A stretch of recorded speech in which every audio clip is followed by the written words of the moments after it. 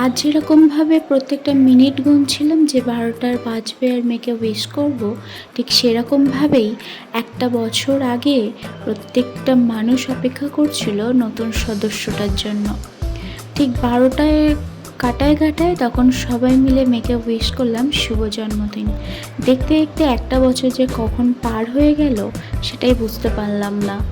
এদিকে সমস্ত তোড়জোড় সারাদিনে সারার পরে বেলুন সাজাতে বসলাম ঘর সাজাবো বলে। তারপরে মেয়ে বসলো সন্ধ্যা দিতে ঠাম্মার সাথে। তারপরে ঘর সাজানোর পরে কেক এলো, কেক কাটিং হলো। অনেক আনন্দ হয়েছিল সেদিন।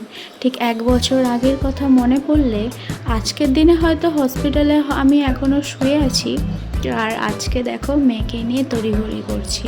একটা সন্তানকে বড় করতে যেরকম একটা চারা গাছের যত্ন নেওয়া দরকার মিষ্টি ফলের জন্য, ঠিক তেমনই একটা বাচ্চাকেও ভালো মানুষের মতো মানুষ হওয়ার জন্য পরিবারের প্রত্যেকজনের সহায়তার অনেক দরকার। এই দিকে সবাই মিলে ওকে নিয়ে খুব নাচানাচি করছিল, আনন্দ করছিল, আর মেয়েও মেতেছিল সারাদিন। আজকের দিনটা শুধু ওর মুখের এই হাসিটা দেখার জন্য। চাই প্রত্যেকটা বছর যেন এরকমভাবে আমি ওকে আনন্দ দিতে পারি। আর রনির কথা কি বলবো, তো সারাদিন ব্যস্ত ছিল মেয়েকে কিভাবে আনন্দ দেবে বলে।